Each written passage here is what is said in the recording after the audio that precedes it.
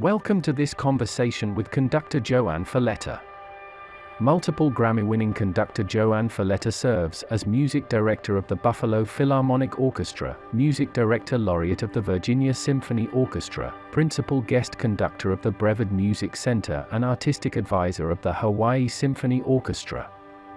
She was recently named one of the 50 Great Conductors, past and present, by Gramophone Magazine.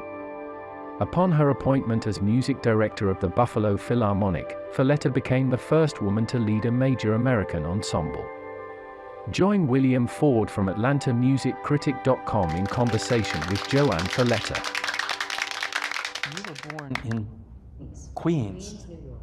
When did you first get an inkling that music was for you as a career? I mean, I can tell you to the day, because on my 7th birthday, my father gave me, he bought the most beautiful, small, classical guitar. That was the instrument he loved. And I opened up this box, and I was shocked to see this guitar. But he wanted me to have it in my life. And the very next day, he made arrangements for a teacher to come to our house. And that was it. I was enraptured with that guitar. I mean, I remember thinking how the fragrance of the wood was so beautiful, and touching the nylon strings, and even just the open strings to me it was like an amazing thing. So after that, that was just kind of the vessel that led me into music. And I had a very good teacher who was European and also believed in teaching me theory and ear training in addition to the lessons. And I loved it. And so my parents, realizing how much I loved music, started to take my sister and me to concerts. And we went to Carnegie Hall, and I remember one concert was with the American Symphony and Leopold Stokowski. He conducted Beethoven's Sixth. Well, I think I was maybe 11 years old. And I had no way of judging it, but I knew that I felt like I was in a different world. And I said to my father, I want to be a conductor. I want to be the person who helps that happen. Now, I don't know why I didn't think, I want to play the violin, I want to be that concertmaster, I want to play the oboe. So I was focused on Stokowski, and maybe, now I can't remember the details, but maybe it was his showmanship or his drama. And I remember he had turned around and talked to the audience. He said, well, since you liked it so much, we're going to play the last movement again. And I was so dazzled by that. So that was my start in conducting. I knew nothing about conducting. My parents knew nothing about conducting. But the rest, from my life from 11 on, I stayed with the guitar, of course, but my life was exploring conducting, watching things and reading things and buying scores and LPs and listening to music. All with the idea that I wanted to be in that world in that way. Were your parents musically inclined? Not really. I mean, they were both children of Italian immigrants and grew up in Little Italy. So I think my father was, but never had the opportunity. But he adored music, and we had music playing in our house constantly, classical music. So he might have been. But they established, a home for us where music was always being played. And my sister played piano, I studied piano. So on Sundays we played together a lot, and it was, I just thought music was a natural part of your home life. It was only that I started to talk to my friends and realized that many of them didn't have that idea of music, constantly music around. So I would say yes, they were musically inclined, but not active practitioners of playing. You played throughout junior high and high school. What was the response of your peers to you becoming enamored of the guitar? Well, I didn't go to any school that was particularly artistic. I mean, I went to a grammar school, of course, and then a high school that was pretty much academically focused only. So I think my friends thought I was a little odd. They kind of thought it was fun to be involved in music, but I never felt ostracized because of it, but I was always a little bit on the fringe because I would go home and practice, and that was I spent most of my free time with my music because I loved it. And in that time, I continued playing classical guitar, which I was very, very serious about. And I studied cello, and I studied piano as well. And studying cello, especially in my college years, was actually more for understanding. I was intrigued by this, the psychology of playing for a conductor in an orchestra. So I was playing in a very sort of amateur, semi-professional orchestra on Long Island. And I would spend all my time listening to what the conductor said and why he said it. And what was the reaction of my colleagues around me. I think I learned a lot. I mean, I learned a lot of how the conductor can be inspiring, but I learned a lot about the psychology of orchestras. I mean, little did I know that that was going to be such a big part of my conducting life. Now, you went to Mannes, right? I entered Mannes first, and I went to Mannes because I was pursuing a degree in classical guitar. And when I went to Mannes, I said I would like to study orchestral conducting as well. And I would say they were not horrified, but they were, I mean, gently discouraging, saying, well, there's really not much of a tradition at this point of women having successful careers with an orchestra. Maybe with a chorus, and there were some examples of Margaret Hillis, for instance, with the Chicago Symphony Chorus, but not with an orchestra. But they said, why don't you do this? Why don't you audit the conducting classes for the first year, concentrate on your guitar, and let's see where we are. And the first year, well, I was just, can you imagine going from an academic environment, you know, which I liked, to a place where all you studied every day was music. It was like going to heaven.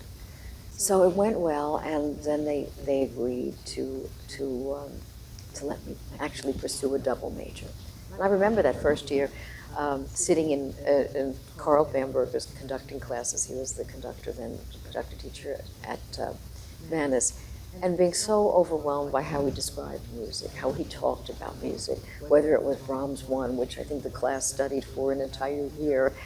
I was there with my score, just beginning to realize how much learning there is. And I loved that, the idea that it was never ending. You were always on this path to learning something more about the music.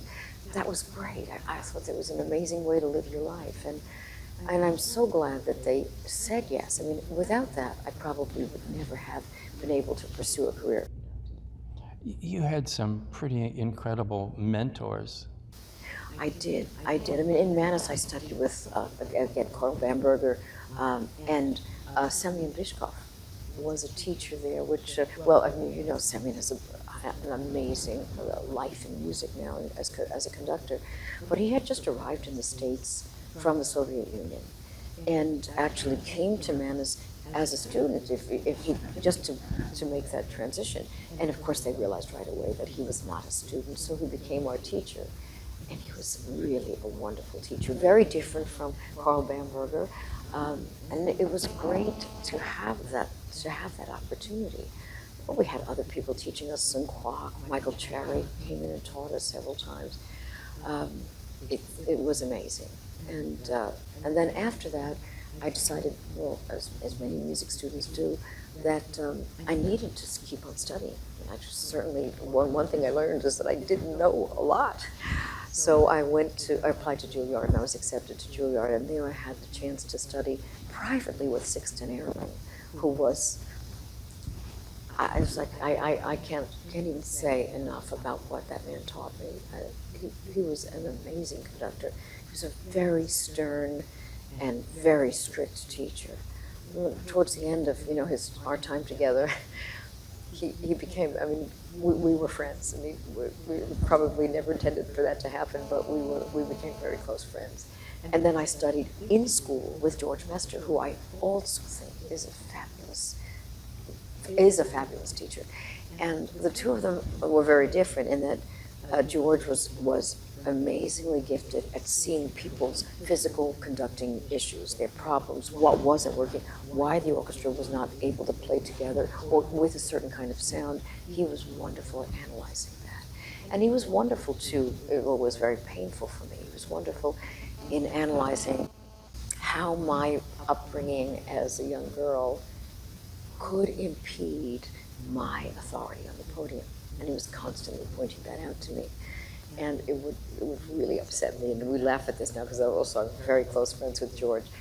But I needed to hear these things over and over. Sixten Ehrling, on the other hand, only studied scores with me. But I remember going to his apartment in New York and bringing my score, and 3 hours later coming out of his apartment having studied Miraculous Mandarin or Rite of Spring. I mean, he loved big orchestral pieces, and feeling like I had learned a million things in that time, because he would go bar by bar, analyzing why, what the composer was looking for, what the problems in an orchestra would be. That this, this generally tends to be a hard chord to balance between the horn and trombone, or every detail of what he had experienced. Sometimes we would listen to little clips of his performance with Detroit because he had recordings of all of that.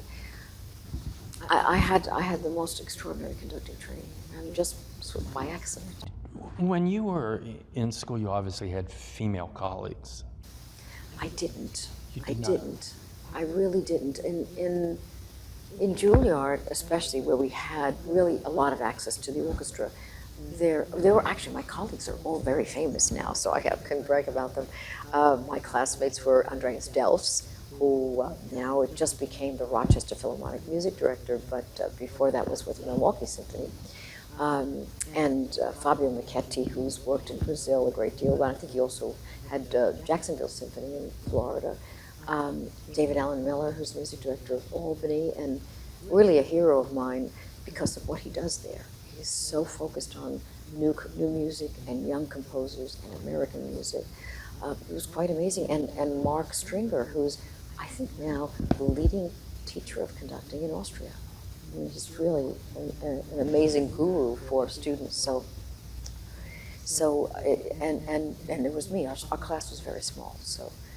So that, I think that enabled George Maestra to really see the difference between my perception of myself and my authority, lack of authority, and these young men who were in a different position in how they had been brought up. So I think it made it more noticeable to George. And in some ways, I think he's become kind of an expert now in analyzing women on the podium, young women, because a lot of young women go to him. Again, it's not easy to recognize that you have to change somehow inside, but he was instrumental in helping me do that. Can you explain what you felt as the change in you? Well, what he told me is that I had to find a sense of authority. And it wasn't as if I had this right to have authority.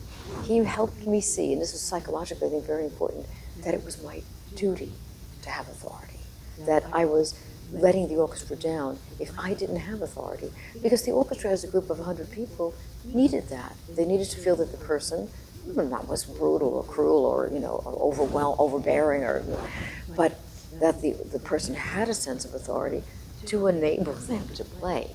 And I think once I was able to make that shift, that it wasn't like I'm number one, because I didn't feel comfortable with that. It was that I've got to do this, and I have to find a way to have people trust me and have people, able to come into my perception of this.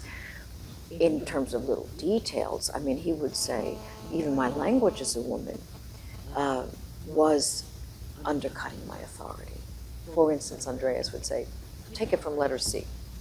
And I would say, looking at my score, let's please try it one time from letter C. I wouldn't have even thought, unless he had pointed out to me, do you see how that's different? The orchestra doesn't need to have you apologize for that. You need to work on it, they need to work on it, you do it together. Little things like that, body language, timbre of voice. He said, you know, when women are uncomfortable or feeling stressed, their voice timbre tends to rise, which gives a very negative subconscious feeling to the orchestra that things are sort of out of control. Men don't do that. And I noticed it myself. You know, Juliet, I would play all of the guitar parts and the mandolin parts in big pieces like Mahler 7 and whatever, Stravinsky, The Nightingale. And when the male maestro, whoever was conducting, they were many wonderful conductors, would get upset with us, would get angry with us because we weren't remembering what he told us, we weren't practicing enough. I found that motivating. So, wow, I better go and, you know, really practice this. But I think if I had done that as a woman, if I had been angry at the orchestra, I would have had a different reaction to it. Is that fair? But no, but it's the way it is, you know, and my recognizing that made me realize that I had to find a different way to have authority. And George helped me realize that not everyone has to be the same. And we also had visits from Leonard Bernstein, who would come and give us master classes. And Leonard Bernstein was another world to us. You know, he would come in, he was not at all interested in clarity. You know, it wasn't, no, that third beat needs to go further out. No, he would never talk about that. He would talk about the emotion in the music, just the emotion of it, you know, and the drama of it, and what was happening to people as they listened. And then he showed how he could do that, because at the end of our session with him, and he was always quite gentle to us, which was good because we were always terrified. But at the end of our session, he would conduct the Juilliard Conducting Orchestra. And this was an orchestra that could never follow us for whatever reason. Mostly us, some of, you know, they just couldn't follow us. And we tried so hard to be clear. But Bernstein didn't try to be clear. It was something emanating from him, a kind of like life force or belief that they could do it, or just passion for the music. They did it. And that was really an eye-opening lesson into how conductors motivate. And seeing videos of early conductors, first time conductors were, I guess, videoed in the early 20th century, they weren't really worried about clarity either. But there was something that they had, every single one of them, that was communicated to that orchestra. So it made me realize that conducting was a lot more complicated than beating in 4 or beating in 3. Have you ever stood in front of an orchestra and collectively from them you get the sense that they're testing you? I've gotten skepticism. I've gotten a definite feeling of skepticism. And I would say less in the US than in Europe. But I found that if you ignore that and you just concentrate on the music, eventually the musician's love of the music takes over. I mean, they want to play this music, they want to play it well. If you're helping them play well, if you're conducting in a way that enables them to feel comfortable and play well, eventually they let go of those things. It takes a while. And I'm sure there are probably orchestras still in some parts of the world that are skeptical about women conducting, but I think in the end, if it's about the music, that's the only way any conductor can succeed. But certainly there's an emerging group now of women conductors. Stutzman, who was just appointed at Atlanta, you, Marin Alsop, Mirga. Yes. Do you guys ever talk? Well, you know, we do, but I generally talk more to female conductors, women conductors who are conducting on different levels, lower levels, who, for instance, just yesterday I had a long session with someone who was conducting Prokofiev Classical Symphony for the first time. And she called me and said, "JoAnn, can I just, over the phone, go through the score with you?" And we spent an hour and a half talking about it. That happens a lot. Women conductors will call me and say, or talking about questions that might appear not important, but they are important. What should I wear? Or I'm having trouble because my concertmaster doesn't seem to like me, or the board, I can tell that my board doesn't really trust me to make any decisions. I mean, they're always kind of second guessing me. How do you deal with that? Things that every conductor goes through, but maybe a woman feels more comfortable talking to a woman who can say, oh, that happened to me. And you know, it's not going to be easy, I mean, to be truthful with them, but eventually if you take the high road and just keep, you know, knowing what you're doing and doing it with care and respect for the musicians, things will change. It's been helpful, and it's been nice for me to be able to feel like I have a little bit of an impact in helping them, because it's a very hard profession.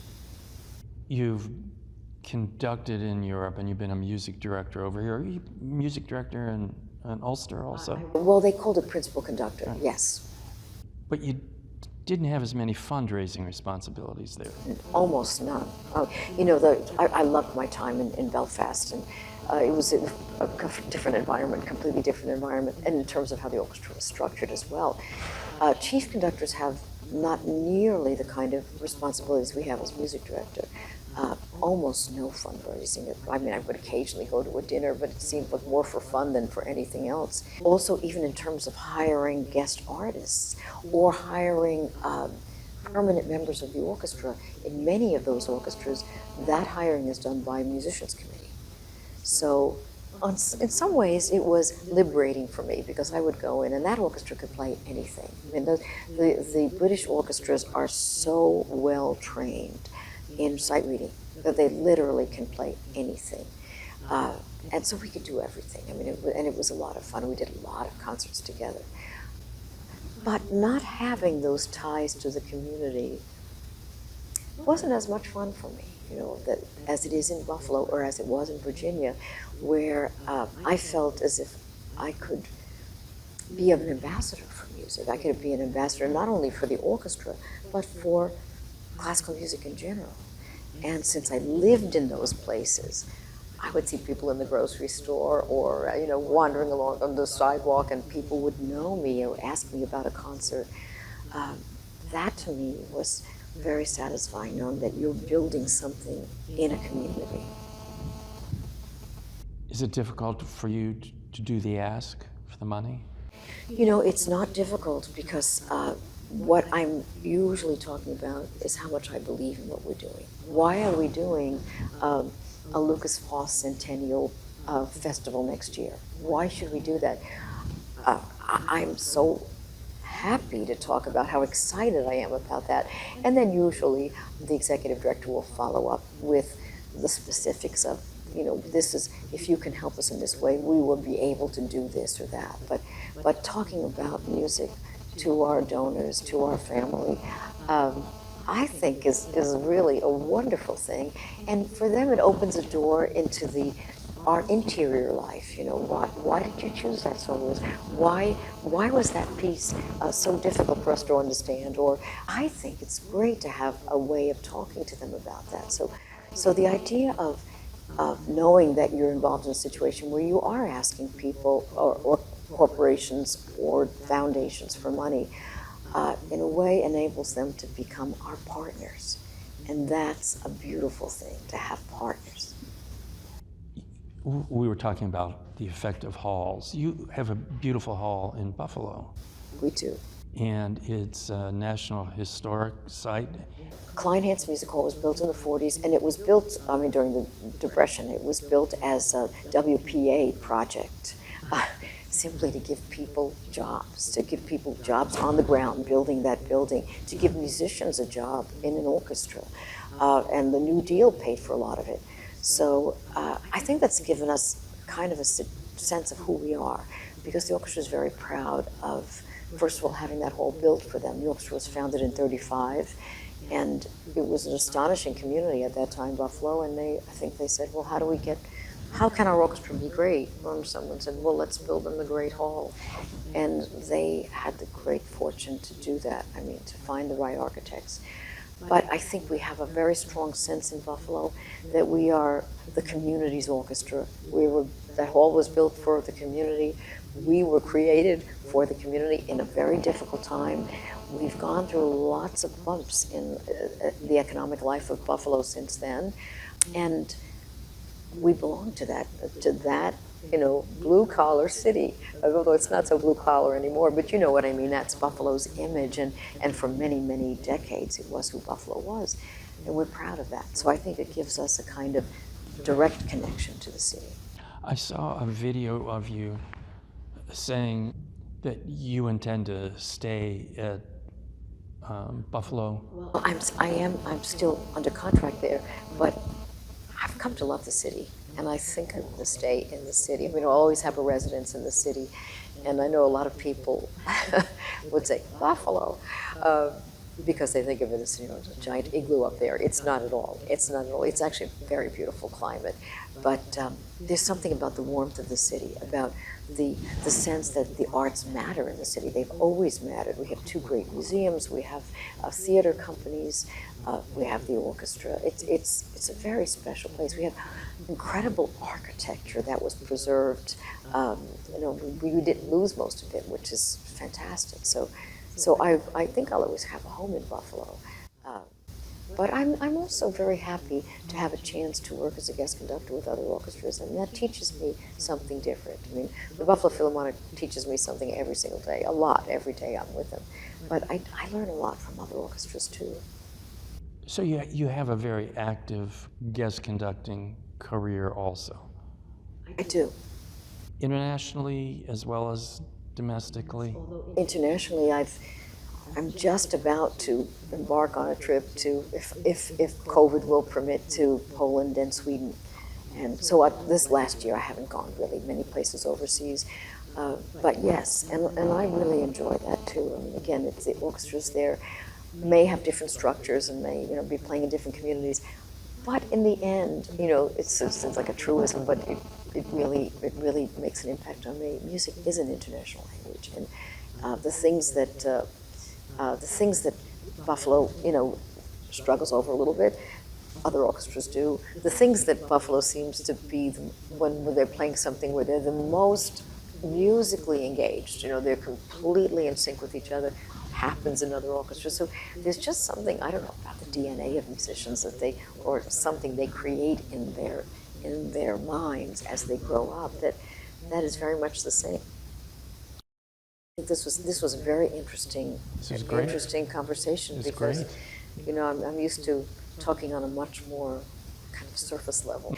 You were so open to talking about things on a different level. Thank you. And I find that many conductors don't do that anymore. We have a program in Buffalo in which we have the Mannes kids. This is my first alma mater. The Mannes graduate conducting students come and spend their last year a lot of time with us because Mannes wisely wanted them to experience, okay, what is life like in an orchestra, professional orchestra, not only being on the stage conducting them, but also going to a board meeting, seeing what the board talks about and what they worry about, spending time with the marketing director or the executive director, or even going with the conductor to talk in a community setting. And we've loved that, and they've loved that. But I often find that with conductors who are not always so serious, and the Mannes kids are different because they're always asking me about music, but other conductors, the main 2 questions to me are, how do you get a job? How do you get an agent? And it's not like, why did you take that tempo in Brahms 1? Or why did you change that note? What led you to do? Why not talk about those things? Because that's, to me, is the interesting thing. But I'm glad when a conductor realizes that the truth about what you do is right there in the score. And just one final observation.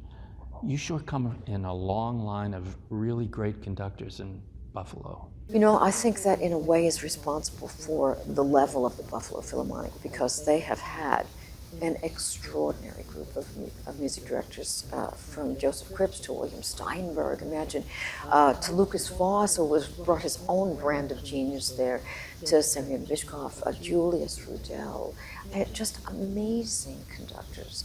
Michael Tilson Thomas for his first music directorship. So it was kind of daunting to take over, and the Buffalo Philharmonic is an orchestra that has its own character and its own sound, and I think that that's a lot because of the hall, but it's also because of the music directors. They've had a kind of European tradition in which the Buffalo Philharmonic still plays with a kind of low center of gravity and a sort of behind the beat playing, especially in European repertoire. But with someone like Lucas and Michael Tilson Thomas, they developed a kind of American muscle to, the way that American players are trained.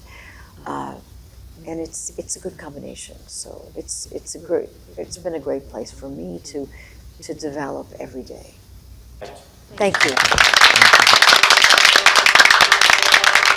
Thanks for watching. Please like, subscribe, and turn on notifications. Join at www.patreon.com/AtlantaMusicCritic.